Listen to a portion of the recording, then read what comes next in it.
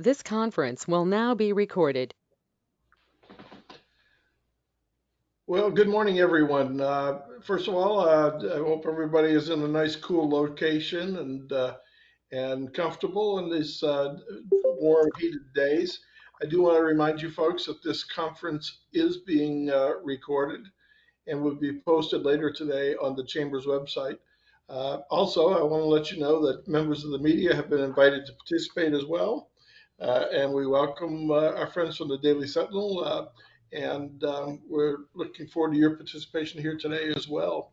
I do want to let you know that there are some things going on at the Chamber, and we'll update you on those things a little later in the program. So, my understanding, I had several people indicate they're on vacation this week. So we've got some folks on the road, but we'll go with the quality group that we have right now, and we're sure glad to have everybody online. With that in mind, you folks, I drove in here this morning past the high school, the Nacogdoches High School, and it looks like the Dragons are all getting ready to populate that beautiful facility. The new football field is in, and I know you're probably as anxious as I am to hear what's going on and what we can anticipate for the new year. And I'm pleased to say we've got two people online here that are totally equipped to give us our updates today. Les Linebarger and Aaron Wyndham. And so, with that in mind, Les, good morning and welcome to the conference call. Thank you, Wayne, and good morning, everyone. Yes, the first day of school is upon us. It is next Wednesday, August 16th. We've had teachers back for a week now, and many of the things you're most familiar with within NISD are up and running, preparing for the new school year. Football practice began yesterday for all high school football players with the Dragons. And our band, our cheerleaders, our drill team, our volleyball team, our water polo team, they've all started practice preparing for the upcoming year. And it's a busy time, not just here in Nacogdoches, but in school districts across the state. And we're certainly no exception to all of that. Now, before we get into anything here, I've got a couple of items I want to share with you here. It's kind of a by the numbers of Nacogdoches ISD. And some of these numbers, when they were first presented to me a few years ago when I started, I shook my head and said, well, that just can't be possibly right. But it's just an indication of how our school district, which I don't know, it probably in the grand scheme of things would be considered maybe mid-sized or either side of mid-sized, depending on your perspective in Texas. It's just an idea of just how big and how large an operation a school district in Texas is. We've got 6,000 students roughly, and we've got them registering right now. Their parents are reaching out, finding out when back to school events are taking place. So there's 6,000 students that we hope to see on a regular basis every day during the school year. We've got 1,000 staff, and that obviously includes our teachers, our principals, our coaches, all the things that you would think about when it comes to a school district. But there's also student nutrition staff that provides thousands of meals every day, not just over the course of a semester or a school year, thousands of meals each day for students. We've got bus drivers. We've got custodial crews, the men and women who take care of the district's facilities. And those district facilities are numerous. We've got 100 buildings throughout the district. Now, like me, many of you might think, well, they've got 10 campuses or they've got 9 campuses. But at each campus, at each location throughout the district, there's other buildings, there's storage buildings, there's gymnasiums, there's cafeterias. And all of those buildings have to be taken care of. And all of those buildings have to be cleaned, which leads to there's 1.1 million square feet of space that requires custodial attention on a daily basis. And when you think about that there's things that take place during the day at a school and at a district office that a custodian might tend to. But then we've got a second crew that'll work in the evenings and overnight, and that's when the serious cleaning takes place. Now, in the aftermath of COVID and the pandemic, things really changed for custodial services. I mean, I think it's safe to say around the world. And the amount of intensive cleaning that takes place now on a daily basis is probably a little bit different than what took place, say, 4 years ago when we were about to start the school year for the 2019-2020 academic year. So our custodial staff and our crew, they're so vital to the operations here at the district, and we can't stress that enough. On those 1.1 million custodial square feet, they sit on 430 acres scattered around Nacogdoches. And many of those 430 acres are going to require a lawnmower, or they're going to require a parking lot that needs to be resurfaced, or in the case of Dragon Stadium, an artificial turf field that needs to be replaced from time to time. We've got 13,000 light fixtures in our district. And I think they used to say back in the day that the sun never set on the British Empire. I think it's probably safe to say that any given day we're going to have a light fixture or a light bulb that's going to burn out and have to be replaced, which requires the attention of our plant services crew. To keep everything cool and heated, we've got 727 HVAC devices that provide 1,669 tons of heating and cooling. And that's why we have, at any given time, 3 to 4 HVAC staffers that are employed solely by the district. And that's not necessarily includes the times that we have to bring in an outside vendor to replace equipment. That's just to keep things running. Because whether it's this time of year when obviously we're going to have to have some air conditioning so some learning can take place, or in the dead of winter when we've learned that it can get, just as it can get extremely hot here in Texas, it can get extremely cold. We've got to have heating. And that requires a lot of work from our staff that overlooks those and oversees those devices. We've got 518 classrooms scattered over all those campuses. And that goes back to our custodians. And those are 518 classrooms that have to be cleaned in the evening. The floors swept and mopped, surfaces wiped down, especially surfaces that are heavily touched and used by a lot of students and staff. And we've also got, of our 6,000 students, 3,500 students roughly ride 54 buses on a daily basis. And that's getting them to school, that's getting them home, that's getting them to athletic events, that's getting them to academic events as we move on into the year, and competitions that involve all of our extracurricular activities, our fine arts programs. So we've just got a tremendous amount of attention and detail that have to be paid, whether it's to facilities or school buses, classrooms, HVAC equipment that require ongoing maintenance and attention to make sure everything is up and running. Now, summer's been busy at Nacogdoches ISD. We unexpectedly had to replace the turf at Dragon Stadium after the heavy rain that flooded much of Nacogdoches back in May. I'm sure many of you remember that. And what took place was we had a lot of runoff from the west side of the stadium. And that water, which we all saw the power and energy it can generate, actually dug up underneath the surface of that field, and in some places tore the turf. It washed out some of the base and foundation that's beneath that turf, and that was going to have to be repaired. So we had a choice, replace or repair. And the turf that had been at Dragon Stadium was roughly 8 years old. And the lifespan of artificial turf field these days is around 10 years.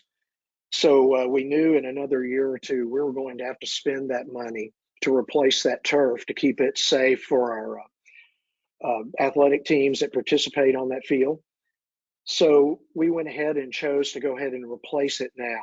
And the crews with Hillis Construction got out there back in May, late May, early June, pulled up the old turf, came in and repaired all of that foundation and base underneath there.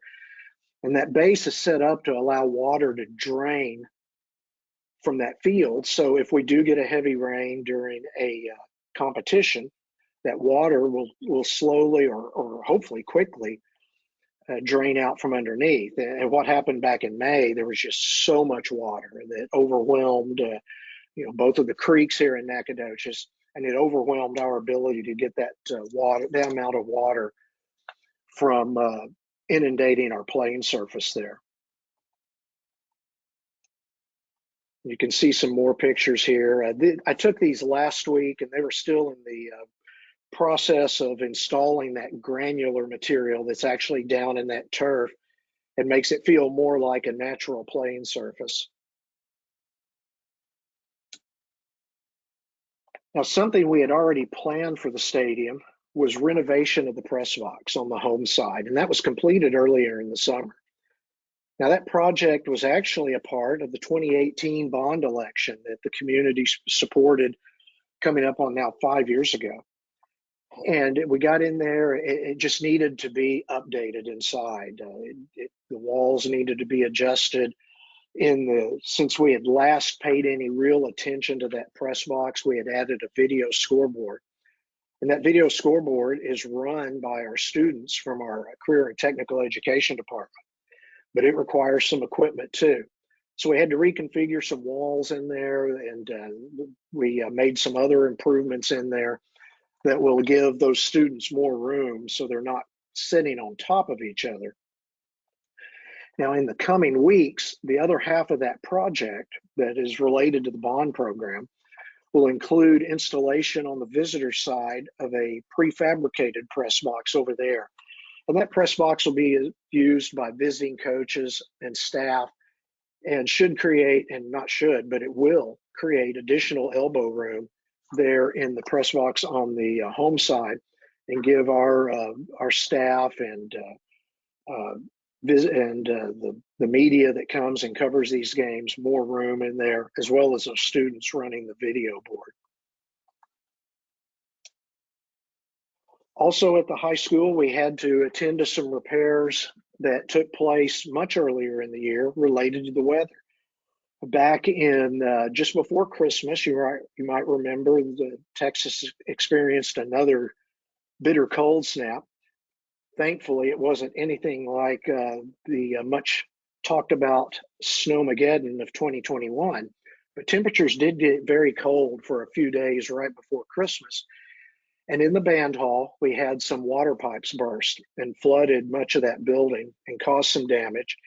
And our plant services staff got back in there during the holidays and early part of January and got that building to where our band program could continue to use it during the spring semester. But it really required more attention. We had to have some things torn out and replaced, ceiling tiles replaced. And that work took place during this summer when the contractor could get in there, shut that building down, take care of everything that needed to be tended to. And they have since completed that project. Now, our band program is one of the best in the state. And any given year, Jacob Weems, the NHS band director, will have upwards of 250 students participating in band. And so this was a vital project that we had to get completed this summer so they would be ready to start. And everybody, always talks about those old football two-a-days getting started in the heat of summer. Well, just as importantly, band has its own preseason workouts that begin around the same time. And so that band can put on that great marching program that they perform during every football game. They start at the 1st of August as well. So we had to get this project completed so they could get on with their work for the upcoming year. Now, we've had demolition take place of 2 facilities in the district.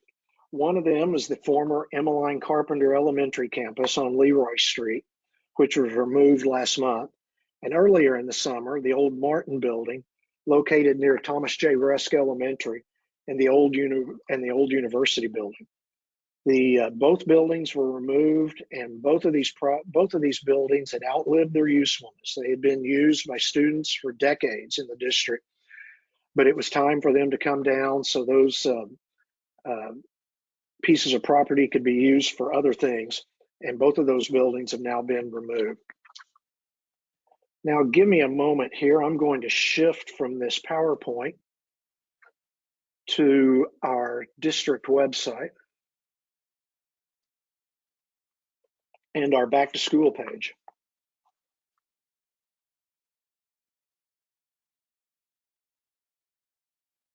We set up this back to school page back during the month of July, and it kind of serves as a one-stop shop for parents and students as they get ready for the new school year. It can be found at nacisd.org, and the link for the back to school page is right there at the top of the website. You can see where you can go and take a look at the academic calendar for the new school year. There's links for online registration. There's links for registration to ride the school bus. You can see school supply lists for all of our elementary campuses. There's a calendar here for back to school events that are taking place. You can see there's meet the teacher nights for nearly all of our campuses.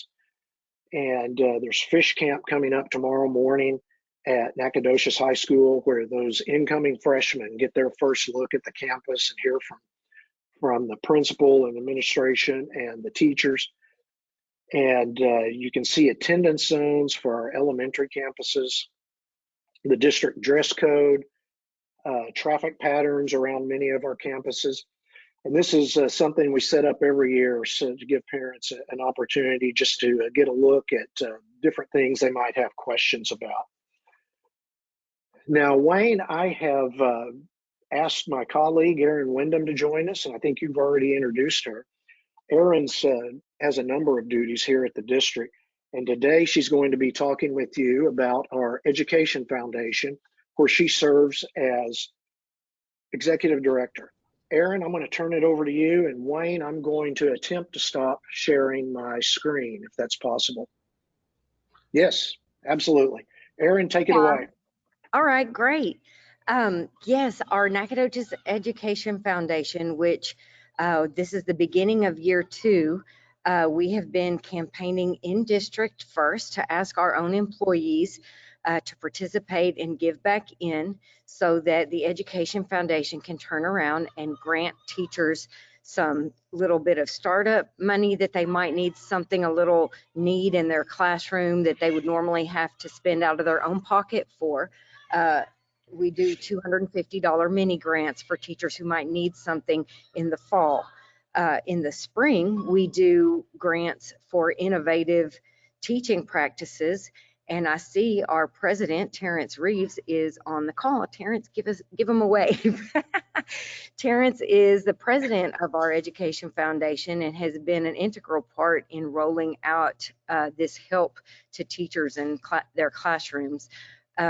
Really exciting news about the beginning of this campaign as I've visited 6 different campuses now, and you saw how many people and how many buildings, how many campuses we have to fundraise from just our in-house campaign. And we have already raised from just our employees pledges that total over $20,000. This is double what we did last year. Super excited for the participation of teachers willing to give out of their paycheck back into something that would help their colleagues innovate in their classrooms. So that's extra exciting. Our community partners are working hard to pay for t-shirts and goodies for the teachers so that the donations the teachers give go straight into the foundation and don't have to pay for the items they receive.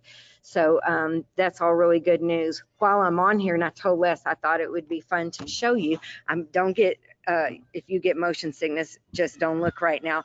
But I want to show you what's happening behind the scenes.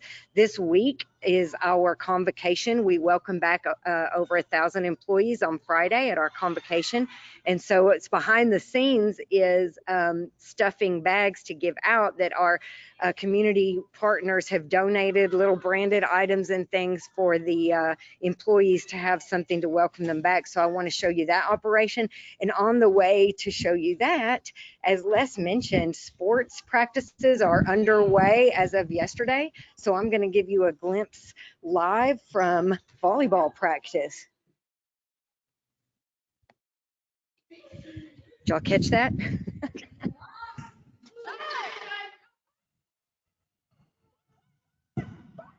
Well, let's hope Erin doesn't take a volleyball to the head while she's walking back there.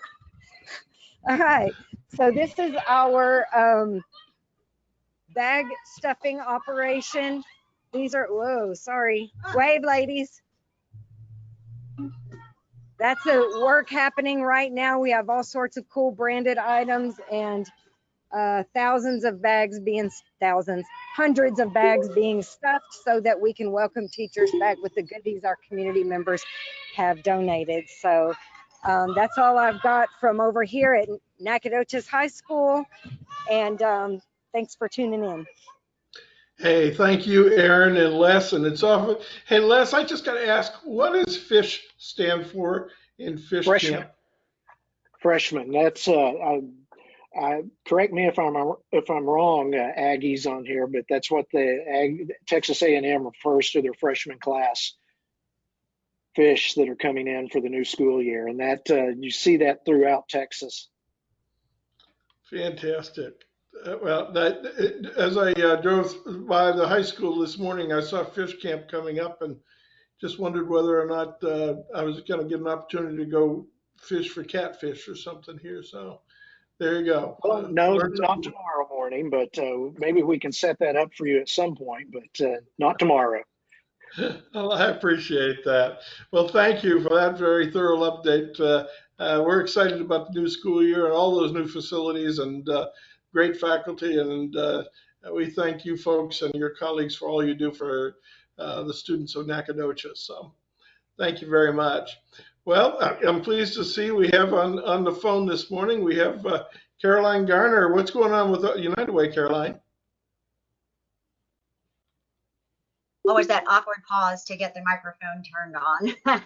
Good morning, everybody. What's going on with United Way is that we have had an allocations committee that has met after reviewing the wonderful grant applications from 19 partner agencies in the areas of health, education, and financial stability in Nacogdoches County. And our volunteers took the process seriously and read through and visited these agencies and have come up with a budget to allocate just over $200,000 to go back into the community next year. So we're very excited about that. Partners that you know and love, the Food Pantry, Boys and Girls Club, the Senior Center, Solid Foundation, Community Arts, et cetera, et cetera. There are 19 of them. Look at our website at unitedwaynac.org and you can learn about them because it's the same agencies we funded this year, but they're required to reapply every year so that we remain relevant and locally impactful. So, so we tweaked the budget a little bit, but you can read about those agencies online. Now comes the fundraising, the fun, the fun fundraising part. We are kicking off our fundraising campaign season, and we'll be getting out to NISD. We already talked with Les and Aaron about that by and by, visiting the campuses, and we're really looking forward to that. But we are kicking off the campaign with our fun annual, and it is fun. It's always a good time. Annual kickoff event. It's called the kickoff because we're kicking off the campaign, and it's a good name for it this year because we will have as our guest speaker none other than SFA coach Colby Carthel, SFA football coach. Our theme is Reach for the Stars, and he's going to talk to everybody about reaching for the stars and your goals, including our campaign goal. And that's going to be a wonderful time. We'll be at Bonita Creek Hall on August 29th, so that's 3 weeks from today. Tuesday evening, we start at 5:30. We have an online Facebook event that links to online ticket sales, or it also offers my email address so we can take a check or online reservations for that. We sell tables or individual tickets. We're going to have great food. We're going to have a meal. Going to have a meal catered by Grando, and you know Grando is yummy. Yes, there will be dessert. Food first, or dessert first, I guess. I'm not going to make the rules. Anyway, so make plans to attend our kickoff on August 29th. And oh, I cannot not mention this because just this morning I picked up the coolest campaign card donated again by Rex Periodoplex. It is another Hyundai. This one is sporty. It's just, you know, there's that blackout cool that's in style. It's kind of like that. The wheels are blackout, the trim's blackout, and otherwise it's a you could call it like a maroonish red, a deep red.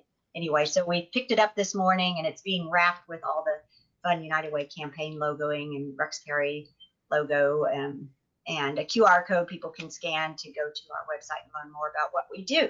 So we're going to have that at the event also. So plan to join us. Thank you, Caroline. I You're appreciate that update. That's very helpful. Well, we have a light crew. Does anyone else have anything to contribute this morning?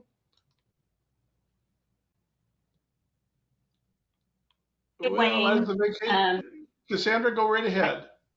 Yeah, just a couple of things. I just wanted to say that in addition to, you know, what I do as a business advisor for the Small Business Development Center, what we do is we help people start, grow, and expand their businesses. But during the summer, I mentioned a couple of weeks ago that we hold summer sessions for our small businesses, and we still have 3 more in the month of August that are going on. And then also additionally on Thursday, August the 24th, the Chamber Business Development Series is going to have a session that we're calling Doing Business with SFA in the UT System. It's basically helping our small businesses navigate the procurement process with them. And that's going to be over at the Rec Center. And so I will put some links in the chat for anyone who's interested in registering for those or learning more information about the Small Business Development Center. And that's it for me. That's great. Thank you, Cassandra. Appreciate that. And that program on doing business with SFA under a UT system, I think is going to be very important for our local businesses. We appreciate your coordination of that. So thank you very much. Anybody else? But if not, I'm going to conclude the conversation. We're going to have a pretty good announcement, I'm told, on a business expansion locally here in the next few hours. That's pretty exciting stuff coming up, and I'm not going to preempt those folks doing the announcing, but stay tuned. It's going to be a good day, I think, for Nacogdoches. I'm sorry, Josh. I said the governor already did. And you want to share what it was, Josh? Oh yeah, hold on just a second here. Let me open it up so that I am not preempting anybody, but Greg Abbott is. Governor announces Eden facility expansion in Nacogdoches. Governor Greg Abbott today announced Eden Corporation will expand their manufacturing facility. The project is expected to create over 200 new jobs and more than $1 million in capital investment. Well, that's good news for Nacogdoches. 200 jobs and an expansion of one of our cornerstone businesses. So that's great news for Nacogdoches. Thank you, Josh, for sharing that. You're welcome. So, well, listen, folks, there are a number of things coming up in the next few weeks. We shared some of those. We want to make sure you all are aware of the August 29th United Way kickoff date. Get it on your calendar now. And I hope you all have a great week. And we look forward to talking to you in 2 weeks. Thank you very much, folks.